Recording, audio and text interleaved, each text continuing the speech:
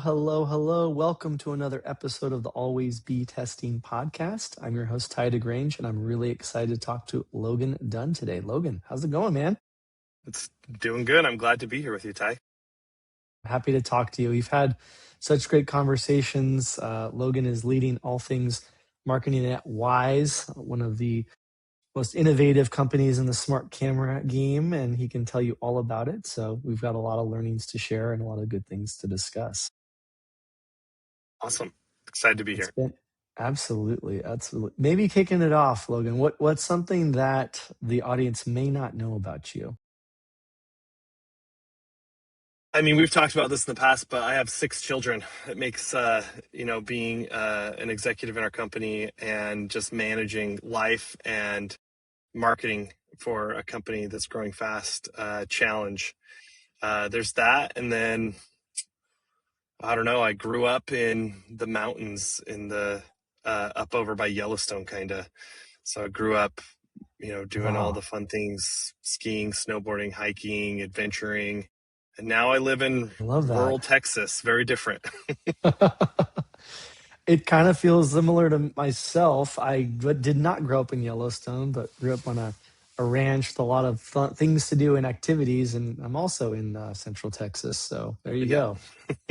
The Yellowstone thing is super cool. I've been there once and I absolutely was blown away and obsessed. Whereabouts in Yellowstone were you? Well, we're southeast Idaho. We're about an hour and 15 minutes outside of Yellowstone. We just would go up and then hit Montana going through West Yellowstone, really close. Or you could go over to Jackson Hole and cross into the south entrance. So I grew up skiing Jackson Hole, and the other side of Jackson Hole, Grand Targhee, I'd go like 2 or 3 times a week. It was definitely adventure. Did scout camps up there. I didn't realize what I had. Like, our scout camp was literally at the base of the Tetons. And I just took it for granted. And now I'm like missing the mountains dramatically, It's one of the things we miss most, having grown up in the geographic diversity of Northern California and spending some time in Seattle, Washington. I don't miss a lot of things aside from family and friends, but the one thing I do miss is being able to hop in a car and be at the mountains in a couple hours, and real serious mountains that are nice. I didn't realize we had so much in common, because in my office, I'm at my work office, but my home office, I have the 3 mountain ranges where I've lived. So I lived in Northern California. So I have the Sierra Nevadas. I have like Half Dome in a picture. And then I've got the Cascades, because I lived up in Seattle as well. And then I've got the Tetons, because I grew up around the Tetons. So those are the 3 ranges where I've lived, and I love it. I'm getting like goosebumps right now. We have a photo of Mount Pluto in our kitchen, where we used to go as a family. It's just like the North Star Mountain. It's like 8,000 up in near the Sierra Nevadas in Tahoe. So, yeah, awesome. That's amazing. I love that. Yeah, and double the kids we do. I commend you for that ability to juggle a lot of things. We may have to share some notes on optimizing time and how you keep it all together. That's how do you keep it all together? I mean, the truth is you survive. I was told once by another marketing professional, worked at Amazon. He was like, when you have 6 young kids, just survive, stay sane, get through. Like, this too shall pass. But it's also like, it's a riot. It's great. The way to do it is just get up early and stay up late. And, trying to balance myself. Like, got up early. Kids are on school summer break, right? And so I got up early, hit the gym before coming into the office, work in the office, and then I come home, and it's like another job until about 9 o'clock at night. And then I get like a slow break before, it's repeat and start over. The routines and structures, it sounds cliche, but are so important. And I've gotten a lot better, especially since having our second of 3, where it was like, okay, I have to get up before them, get a workout in. So then you're kind of sane for the rest of the day.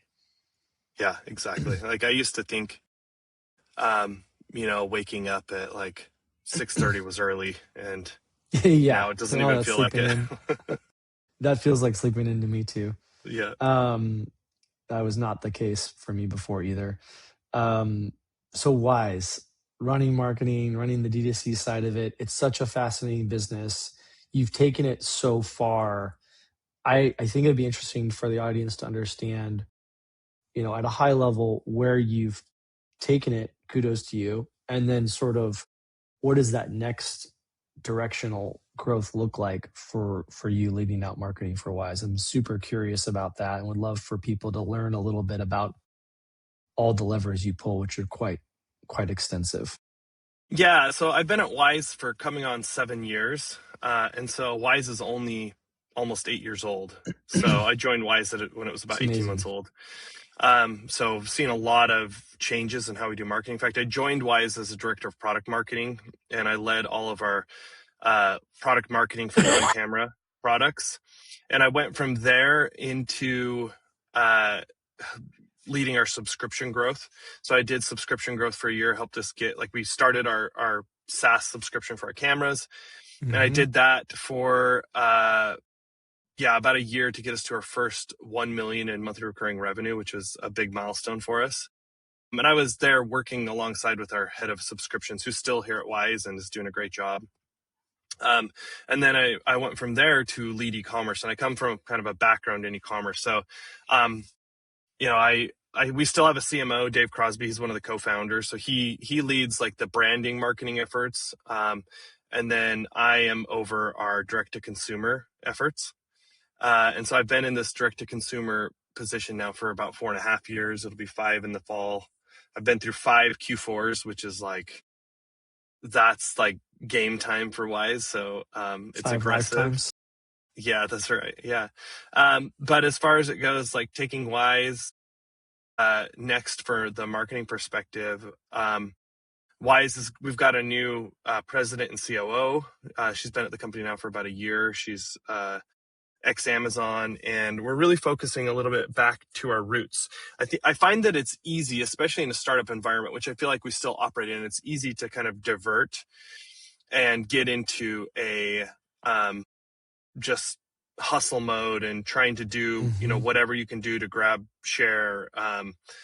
Spend here, try this, do that. Always be testing, right?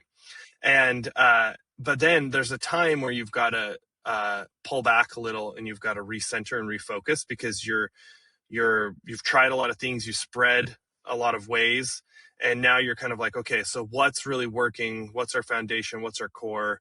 And so right now I'm actually working on a strategic repositioning for Wyze.com. Not Love it. just not a site redesign. It's more of like a, where does Wyze.com belong in the broader Wyze now? So we're distributing in Walmart now, Home Depot, Costco, Best Buy, of course, Amazon, right? So we're a much bigger brand now. And so what Hmm. does our direct to consumer really do for our customers? And what does each retail channel and location do? And Hmm. going back to that route of making sure we have a clearly defined strategy, that's what I'm working on right now, because I think that, we're not really stopping some of the other things that are really working for us, but I think this is going to give us the focus and help propel us at a faster pace in the direction we really want to go. Yeah, It kind of I love laser that. focuses us. So that's really what I'm working on right now. I love that. Appreciate that context. Can you give a little maybe blurb for the audience just around, like, it's a pretty competitive space. You've got some big names. I think there's certain unique characteristics. You talked about getting back to your roots at Wyze. Like, is there certain things that you think Wyze has done that has allowed you to punch through, maybe punch above your weight, and how, maybe without giving away the secret sauce, like, how are you thinking about that? Because it's just a noisy, competitive world. Well, yeah, I mean, I think that the competitive advantage that we've had, we disrupted the space. 8 years ago when we started, the closest home security camera is about $200, and we launched the $20 security camera. And now people don't expect to pay more than, sub $50, I should say, for a home security camera. And of course, we've expanded into other product lines and all of this. But I think the thing that allows us to punch above our weight is our kind of continual startup mentality. We launch more products than our competitors, period. Hmm. We are faster moving than our competitors in many ways, and we have to be because we don't have the budgets. We're up against brands that have you know, hundreds of millions of dollar ad budget, and you know, while we're still doing pretty well on our marketing spend, we can never beat them on our marketing spend. So we have to beat it in our marketing methods. And you know, products are just a surefire win. And then also something that our head of growth always says, and as well as our CMO is don't be boring. And Hmm. our CMO, Dave Crosby, he's done a great job of helping not be boring. Hmm. You know, being able to pivot fast, being creative, having a really strong Hmm. brand tone. Um, and then also really trying to focus on things that are mattering for our customers. Like we're seeing how much more customers are focusing on security and privacy. You know, Apple's Yeah. really positioned strong there. But from our standpoint, we've developed like our own uh, special encryption method that allows our Love. cameras to be more secure than the average. You can't even go out there into this space and find someone that hasn't had security breaches. And so, Yeah. trying to Love that. find like how do we set ourselves apart on this front and become, you know, really strong in the security and trust space as well. Yeah. So it's just trying to figure It's a out, you great know, selling where are we point. positioning different? Yeah. And speed is one, and then some of the other core foundational pieces is another. Yeah. Cost, speed, breadth of product, and privacy. I mean, those are the things that come out for me, which sound really compelling. Yeah, and cost continues to be one, but it's not. It used to be our unique value proposition. It's not anymore. So we're having to Love that. bring in other value propositions, like really find out what did the customers really want. Cost is for sure there, Yeah. but we've got Important. other players in the market now, like TP Link. They've come in at really low cost, you know, and others. You know, and there's a ton of direct to U.S. Chinese brands that have come in, and Yeah. you know, American consumers seem there's a huge contingent of them that seem totally fine just giving their personal information to a company they've never heard of, Yeah. with servers who knows where. Yeah. But I think in general, people are starting to get a little bit more aware of that, and we kind of see that like as in any market, right? People start to get more like they're accepting anything that's new and shiny, and then they start to be like, oh wait, actually, let's think about this in our Yeah. choices, you know. And so I think Yeah. that we're hitting that phase, and so we're going to Yeah. see these U.S. based companies accelerate a little more. Reminds me of like the wave, not to derail, but reminds me of like the wave of 23andMe where it was like, oh yeah, just give them your DNA. And then it was like, oh wait, maybe not. Not, Yeah, that's right. it's a hot button topic, I know, but it's super interesting to hear, that evolution. I'm really excited to see, what's next for you guys. You talk, you with, you've managed a lot, obviously, within marketing. You had subscriptions. There's now D2C is the focus. It would be interesting to understand, like, from what you can share, like, you talked about Walmart, you talked about Amazon, you talked about all of these channels, and you obviously are thinking about the D2C side. Is there something worth exploring around the how do you kind of balance that as an organization? Um, in particular, knowing you want that distribution, you want those third parties. How might you describe how Wyze balances that, and how you guys balance the value of going D2C with more margin, but the distribution opportunity with the Walmart and Amazons of the world? How do you guys think about that for retailers that are maybe trying to struggle through that too? Yeah, I mean, for us, it's consumer first. If you get too focused on your own, um, I guess your own profit, your own growth, I mean, that'll work for a little while, but unless you go consumer first, you're not going to see lasting growth. And that's what we're noticing and seeing. And we're trying to go consumer first. And so getting out into these different retail locations, of course, it's a growth strategy for Wyze. But each one has to have a specific like role in what it caters to and gives to the consumer. Uh, like I talked about, we're rewriting where Wyze.com sits in the Wyze story for our customers. Um, we're focusing on different tenets for Wyze.com that affect how we interact with our retail partners. If customers want to buy from retail, we're trying to encourage and allow customers to buy from retail. Um, we are, Very uh, Amazon level customer obsession, which I respect. yeah, which all of our founders are Amazon alum, and I do think that we have that focus at the core. One of our core values is be friends with our users. And that's very hard because we have over 12 million users, and it's like there's a lot of different wants and needs in there. And Yeah, so we're trying to do the best we can, but like staying customer obsessed has really helped us to decide, because if customers want product same day, then they should go to retail. If they want it a day or two, Amazon's a great strategy. If they want a solution and a bigger system with lower costs, they can come to Wyze.com. Also working on I our like that. Marcom strategy out into the, like, not just communicating direct to our customers about us, but also about our retail partners and being good partners with our retailers. Um, Love that. yeah, so I mean, it's really thinking holistically about it, and with the end consumer in mind, like what does each thing do in its role. And that's true in our marketing spend too. We've actually ditched most of our marketing metrics that are in the platforms themselves. We use those just as like um, maybe leading indicators, right? I Like love this to direction. Yes. compare how ads are doing against each other. That's great, right? So see what's actually performing. But when it comes to what's actually performing for Wyze, uh, we are really just doing our own incrementality tests completely. One thing we've done is we've broken out a growth org into not just, it used to be inside of direct to consumer. And so we've now broken that out. We have a head of growth and he's been at Wyze for a long time too. And he's done a great job of stopping just being about Wyze.com with our ad strategy and starting to say, nope, we've got to be about the broader business. And so now we're Love. tracking media spend versus all the channels and looking at the incrementality as we spend and just looking at raw units, like what's happening with our units in our Yeah. strategy.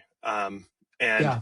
again, that's focusing on retail. So now we can move our budgets around a little more freely, pull from Amazon or Walmart or whatever to benefit Amazon and Walmart, right? We're not pulling from them to because they're not doing well. We're pulling to put the money in the best place for Wyze and for consumers and ultimately Love. for the channels as well.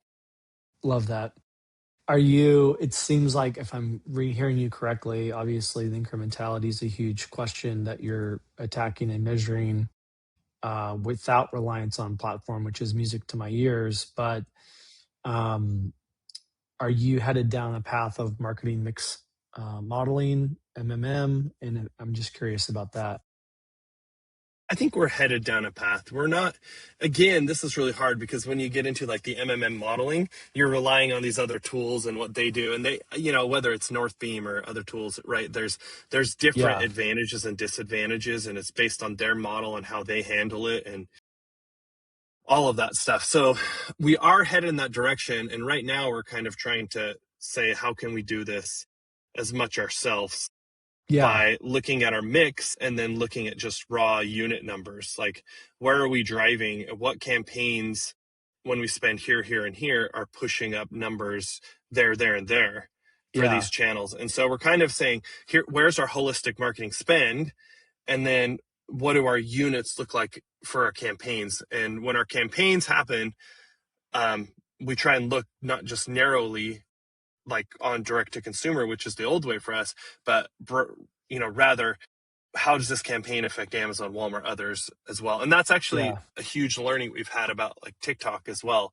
Um, like if you look at like TikTok Shop is growing really well for us, but it's also um, like we actually don't see it as just its own channel. We see it as a Yeah. way of using it as a marketing vehicle for all the channels, and we see I that could in our see data. that. We see like if you look at like cost per view TikTok's pretty cheap. But if you look at like marketing costs per sale, it's pretty expensive. And so you have to look more broadly in order to know if It's investing in TikTok is actually really good for us or not. yeah, I love it. It feels like flavors of MMM, and I'm hearing more and more.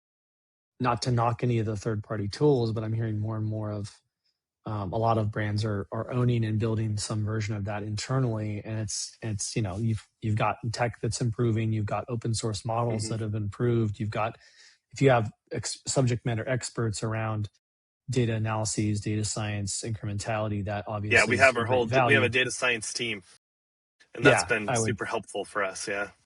Yeah, it's a beautiful And thing. We and big like you said, fans. like not knocking like these third party softwares like the Triple Whale and the Yeah, Blot It and Northbeam and others. Like, I mean, they're good, but I don't think they're the be all end all for MMM, right? yeah. They're an input source to help you guide you in that direction and to help you make better choices. But I think you have Yeah, to be looking also at your own data and 100. multiple data sources to see. Yeah, I think once you cross over certain thresholds and certain sizes of spend and channels and complexity, it's like there's a world where those become, really, really valuable to sort of Yeah. level up. But you guys Yeah, are because it even gets more beyond that noisy. stage. Yes. Well, I don't know if we're beyond it, or I think that maybe in some ways we are, but in some ways we're a little premature for that as well. Mhm. I think the main point here is like the more you spend and the more campaigns you have and the more channels you have and the more everything, the more complex everything gets. And at that point, you need more data to look at. And I would say any marketer who's I guess starting to see scale at their org um, will learn this.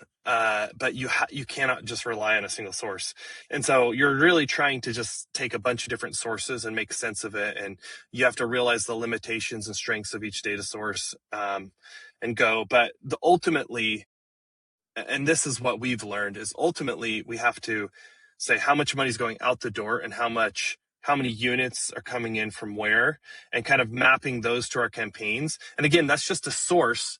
And then we have to have other sources to kind of guide us along the way to help Yeah. us interpret and tell um, what's true.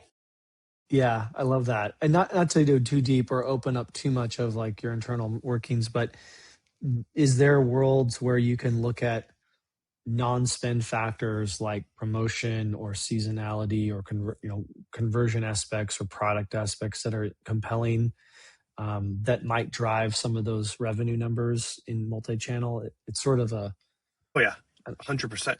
I mean, okay. we put those in.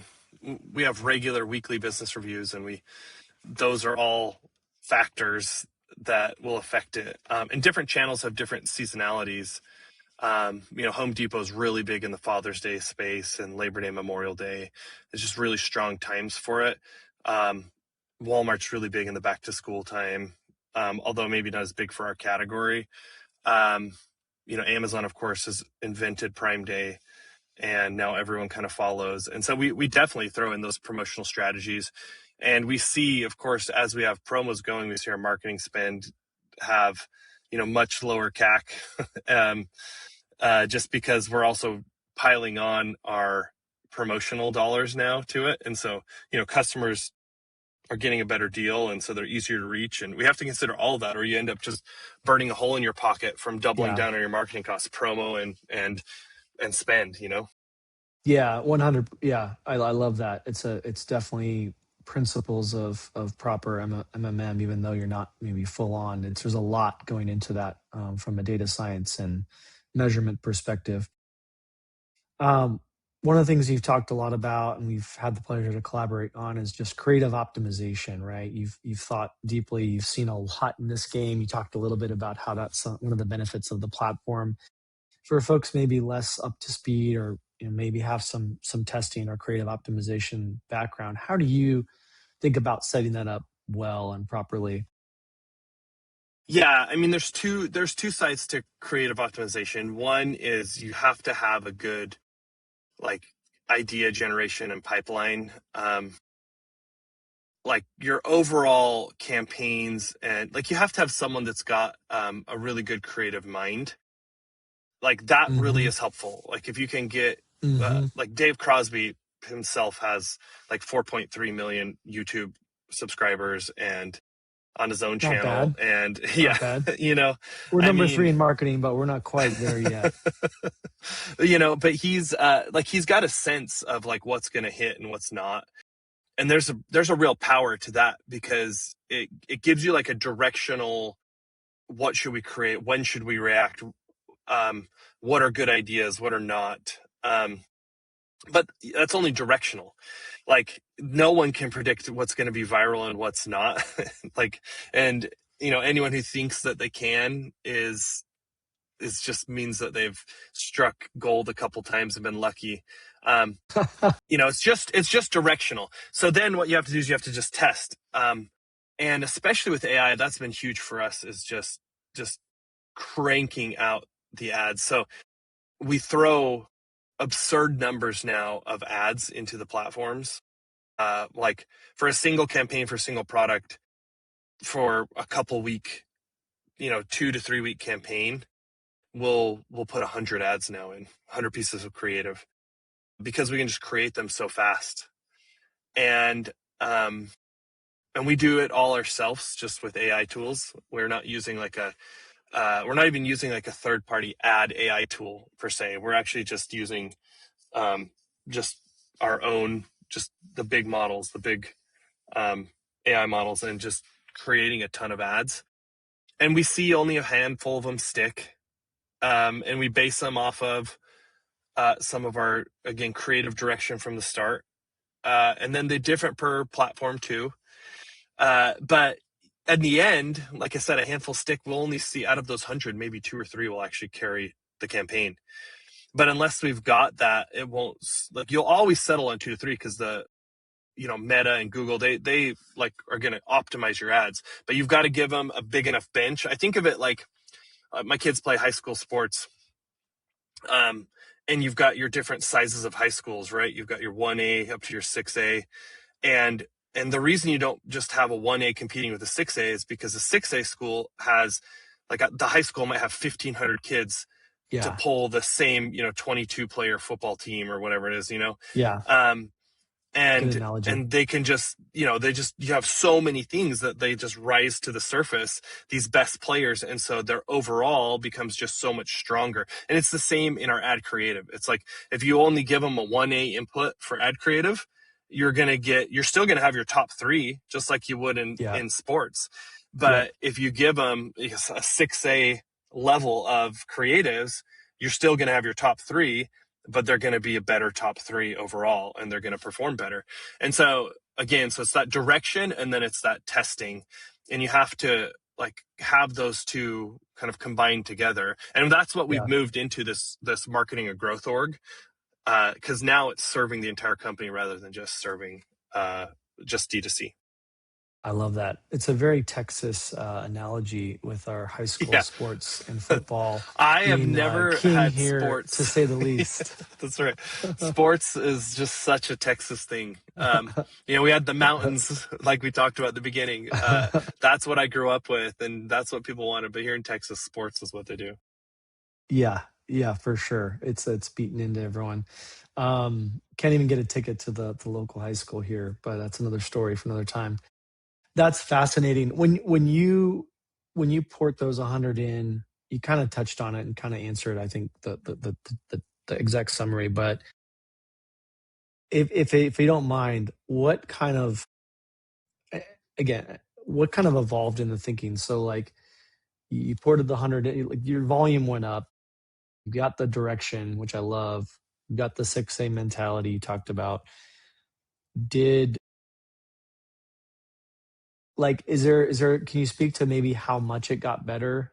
Because I think it's interesting to note, without giving the details of the data of like this was the ROI, this was the CPA or whatever, the CTR. I'm curious, like how much better is it for a brand to think about you need to have this much volume? Obviously, it's very different for each brand, each spend, each campaign, each auction, each Each competitive set. But category. Yeah. yeah, I really think that's a big call out of like, wow, you actually will benefit this much. If there's something Sure. there that No, I'm no, curious to yeah, I learn can about it. give some generalities. And one thing is, um, I have a good buddy who runs an Amazon marketing agency, and he does a lot with consumer products, like food products and other things, and it's very, very different market. I think that that category, the market that you're in, is going to perform differently. It's going to have different strategies, and your strategy is kind of based on the white space for what your competitors are or aren't doing, right? Um, and so what I say might not apply to every category, but I definitely think they should try it. It takes a lot of work, but it's not really hard to go and to do it. It's just about the volume, and Yeah, really getting that out there yeah, and regular refreshing. A lot of times yeah, what people want is ads. Ads are becoming like a set it and forget it type strategy. And even though they know that they're not set it and forget it, what's happening is they're forgetting it still for too long. They might be coming back and refreshing monthly, and that's probably too long. yeah. Especially in today's ultra competitive ad space. Now, as far as direction goes on what have we seen, so it was really interesting for us. Let's just take Meta, for example. We actually saw less traffic come in for the same amount of spend. Um, but what we saw was about 10x conversion, like literally 10x. Like, and it was Whoa. because we were hyper targeting our ads, hyper targeting to specific products, not just like the brand. So we're like, these 100 ads are just for this one Wyze camera product, and not like the broader Wyze, like this specific use case camera, you know.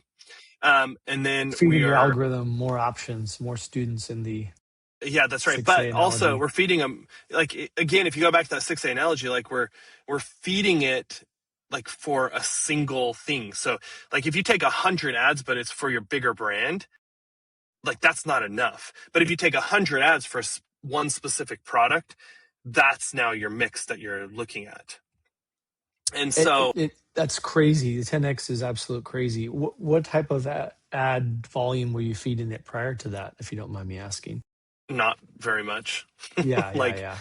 Like, I okay, mean, we were feeding it, monthly refreshes of like a handful of creatives across all the campaigns, got just it. looking at stuff that had, Holy cow. really high frequency. Um, like customers have been seeing it a ton. It's like, okay, this one's time to refresh. And so we changed from, and this is actually one of the problems with going agency side, in my opinion, is a lot of times the agencies have so many clients that that's kind of all that they can touch with it. So if Yeah, you do go agency side, you need to make sure that your agency is giving you like maybe dedicated people or dedicated amount of hours per week or something, because you need that dedicated to your account. And so, big thing is we brought it in house, and uh, then we went to just a ton of creative on these single products. And makes and it's sense. not just the creative, it's like the testing, it's it's just that Hmm. you have a broader pool to do all that stuff and to put it all into. Absolutely. And it's the targeting, right? We have these 100 ads for this one product, on these narrow targeted audiences, which is why our traffic declined, but and our spend stayed high based on our traffic. But in the end, what we ended up seeing was just really, really good conversions. We found people who were really ready. I love that. I love that.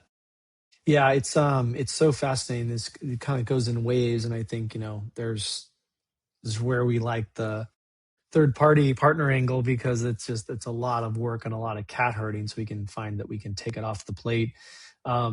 Not to spin it into our messaging, but obviously, better than anyone.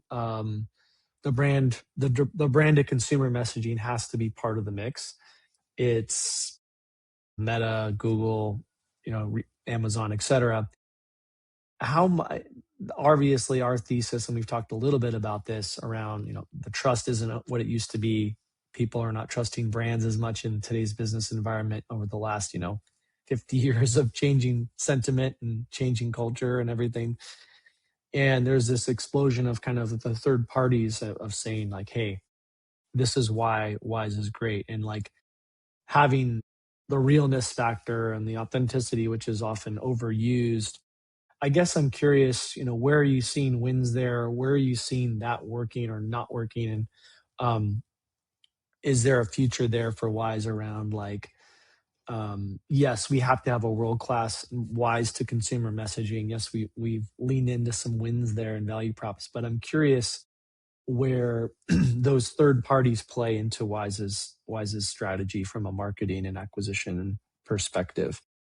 Yeah, definitely. I mean, and you have to know your category. So for the consumer electronics category, these electronics kind of review sites are really, really big. It's probably going to be very similar in supplements, pharmaceuticals, stuff like that, right? But each category is going to be different. If it's a really broad consumable like a protein bar, um, you're probably going to be better off focusing on the micro influencers in the Instagrams and TikToks and stuff, and that's where your strategy should be focused. So you have to look at like what is your strategy. And I think everyone needs to be doing the micro influencer work for sure, Mhm. but we also have a big strategy on uh, close relationships with these media review partners. We had a time where we lost their trust. We had a security incident. Like I said, everyone has seen stuff like that. And so Yeah, what you're not we, alone. instead of just kind of folding and saying we give up, throw our hands in the air, we doubled down, changed the way we did security, remodeled it. And then we went back to them and said, hey, like, look at this, check this out, look what we've done.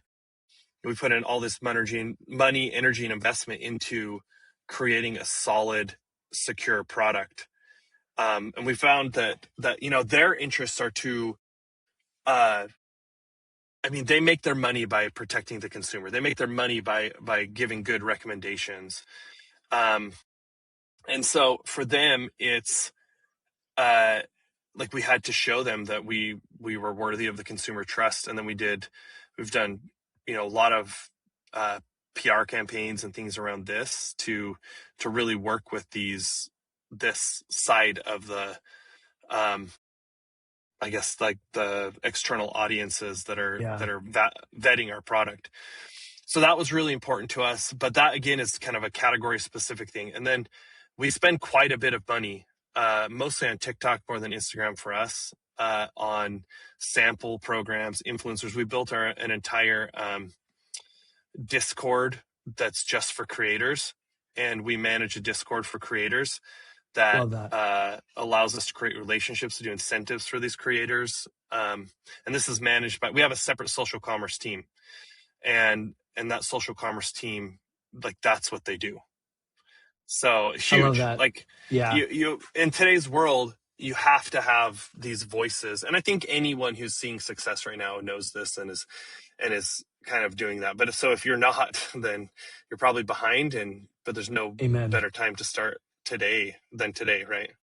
Yeah, we obviously know how much we love helping support on that world and advising, educating, recruiting, finding the creators, finding the review sites. But it is And that's been our fascinating, and biggest for the affiliate standpoint, by the way.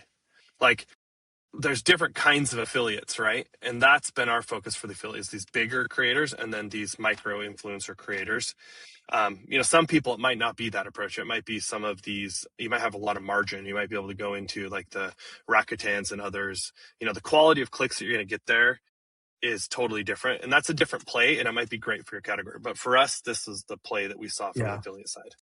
But I love the out of it's logical thinking around, because XYZ was successful for XYZ brand, we're not necessarily going to follow. We're going to measure what is successful for Wyze. We're going to look at each one in its own merit, and we're going to come in with a very thoughtful approach. Which it sounds very obvious, but I'm shocked because we see so many reps in movies of this where brands go in with a lot of preconceived notions. Yes, some of those are valid, some of those are real, but I think having a very open, semi-open mind around these partners and seeing where the data is coming in and then investing appropriately is sounds like where I've seen you operate and what you're sharing with the audience, which I Absolutely. think is very And it valuable. has to be, it's for your category. Like some things, like we heard that from other people that are, oh man, you got to try this. It's going to be so good. And it didn't work for us. But we tried it. Like I said, that was actually our learnings on the affiliate space. Like, affiliate is incredibly important for us, but not for us specifically. Again, for our category and our strategy and our margins and our business and the way it works, it didn't work very well for us to go into the Racketens, the Honeys, the Capital One Shoppings, the credit card offers, and that works great for some people, and it's fantastic, and it's, for them, I think about the airline industry, right? And like, for them, it's going to be a very different dynamic on grabbing customers and just getting that next Yes. sale is so important. And for Yes. us, it's about building long-term relationships and getting subscribers, which happens on the back end. So we end up spending way more money on the front end. And maybe as we get like bigger and bigger and we have more money to spend, we'll put money back into there, but it didn't work for us. So we shifted our money to different kinds of affiliate strategies, like these micro influencers, samples, playing really only with the bigger players, creating our own Discord network for these Love. influencers. And that's what worked for us. So Love 100% that. you have to be testing, because if you just do what everyone says, you'll be like, what? Why didn't this work? And it's because Yeah. your business is your own and it's a little bit different than everyone else's. Amen. Brilliant. Logan, just amazing, like learnings, thoughtfulness, thinking around testing. Always appreciate our chats. Just kind of coming down the home stretch of, a few, good things to get folks knowing you more, like we kicked off with. But is there anything from like a learning or resource or AI or book recommendation that is just maybe top of mind? It doesn't have to be even work related, but is there a book or resource that you're like, man, I want to share this with the audience? Yeah, I saw this question. I have a couple thoughts. I think everyone should be investing in learning time when it comes to the AI tools. If you think that using AI just to write copy and create and do market research is what you should, you're behind.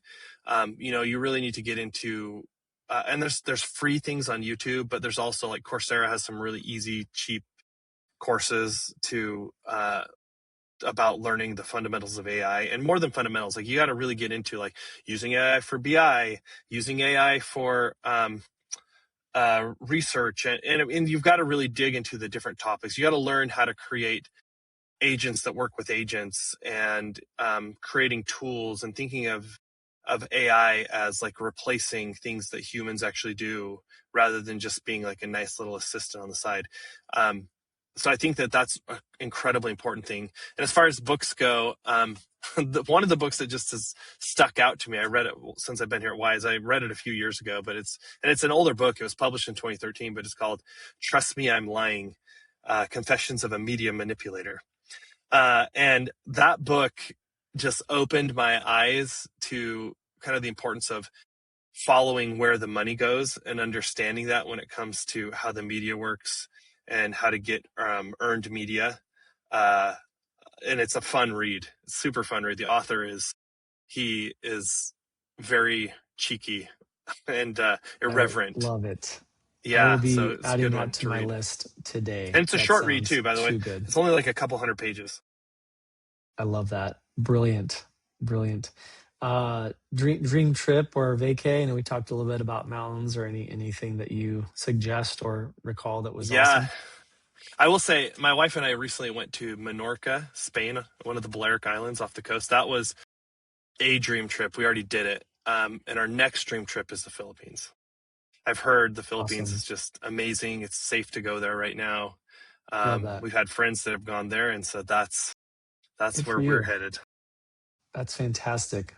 Fantastic. Where can folks reach you if they want to ask questions or connect and learn? Yeah, just LinkedIn. LinkedIn's the easiest thing. I check it. I probably don't check it daily. It's not my job, right? I'm not in software sales.